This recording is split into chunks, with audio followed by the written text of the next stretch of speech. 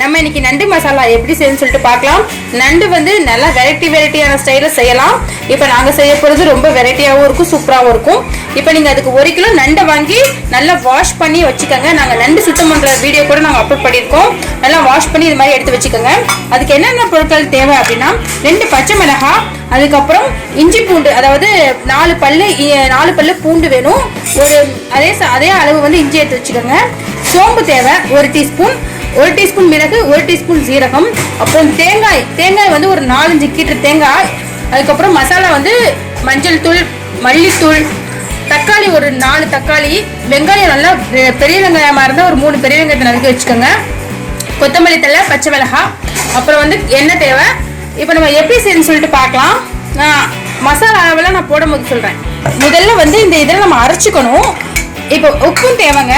இந்த தேங்காய் ஜாரில் வந்து என்ன பண்ணுறீங்கன்னா தேங்காய், மிளகு, சீரகம், சோம்பு, அப்புறம் வந்து பச்சை மிளகாயும் போட்டுடலாம். நறுக்கி வச்சிருக்க இஞ்சியையும் பூண்டையும் போட்டுடலாம். இதை மிக்சியில் வந்து அரைச்சி எடுத்துக்கோங்க. ஓகே, நம்ம அரைச்சிக்கிட்டோம். இங்கே பாருங்கள், நமக்கு இது மாதிரி ஒரு பேஸ்ட் கிடைக்கும். இப்போ நம்ம எப்படி செய்யணும்னு சொல்லிட்டு பார்க்கலாம். நம்ம பாத்திரத்தை அடுப்பில் வச்சு வானொலி சட்டியை நல்லா ஹீட் ஆனதோட நம்ம ஆயில் சேர்த்துடலாம். வானொலி ஹீட் ஆனதோட நம்ம ஆயில் சேர்த்துடலாம். ஆயில் வந்து ஒரு 4 டீஸ்பூன் சேர்த்துருங்க. நண்டுக்கு வந்து எப்போவுமே ஆயில் நிறைய சேர்த்தா தான் நல்லா ஸ்வீட், நல்லா ருசியாக இருக்கும். ஆயில் கொதிச்சதும் நம்ம நறுக்கி வச்சிருக்க வெங்காயம், பச்சை மிளகாய், மல்லித்தலை பாதி இப்போ போட்டுக்கலாம், ஃபைனலாக பாதி போட்டுக்கலாம். போட்டு வதக்கிடுங்க. இப்போ தக்காளியை சேர்த்துடலாம். கொஞ்சம் உப்பு போட்டுக்கோங்க, ஏன்னா சீக்கிரமாக வதங்கும். இப்போ நம்ம நல்லா வதக்கிடலாம். நல்லா வதக்கிடுங்க. நல்லா வதங்கினதும் மிளகாய்த்தூள், மஞ்சள் தூள் எல்லாமே நான் ஒவ்வொரு டீஸ்பூன் போடுறேன். மிளகாய்த்தூள் வந்து நண்டுக்கு கூட போட்டால் நல்லாயிருக்கும். ஸோ ஒரு 3 டீஸ்பூன் போட்டுக்கோங்க. மஞ்சள் தூள் வந்து 1 டீஸ்பூன் போதும். இப்போ நம்ம எல்லாத்தையும் வந்து நல்லா வதக்கிடலாம். நல்லா வதக்கிடுங்க. எண்ணெயில் வந்து எவ்வளோக்கு எவ்வளோ வதக்குறோமோ அவ்வளோக்கு அவ்வளோ ருசியாக இருக்கும்.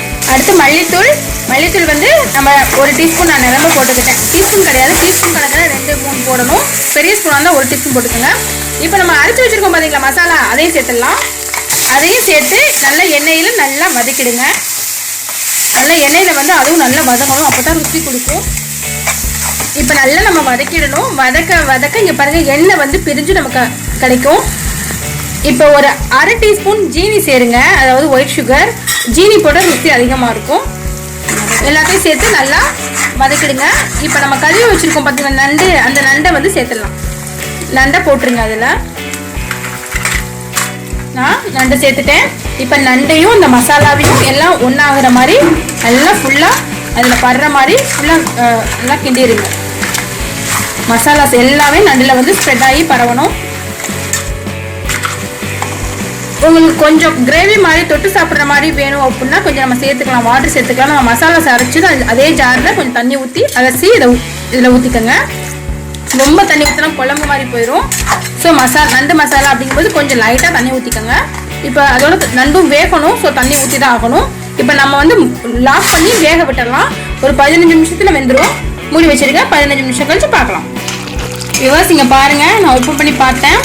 அடிக்கடி நம்ம வந்து கரண்டி வச்சு கிண்டி விட்டுருக்கணும், இல்லைன்னா அடி பிடிச்சி போயிடும். இந்த நண்டு பார்த்தீங்கன்னா சிகப்பு கலரில் மாறிடுச்சு, அது மாதிரி மாறிடணும். இந்த கிரேவி வந்து கொஞ்சம் நல்லா வத்து விடணும், அப்போ தான் நண்டு மசாலாவுக்கு நல்லாயிருக்கும். கொஞ்சம் வத்த விட்டுருங்க. நம்ம இன்னும் ஒரு 5 மினிட்ஸ் அடுப்பில் வச்சுருக்கலாம். வியூவர்ஸ் இங்கே பாருங்கள், அந்த கிரேவிலாம் வத்திருச்சு. நமக்கு நண்டு மசாலா ரெடி ஆகிடுச்சு.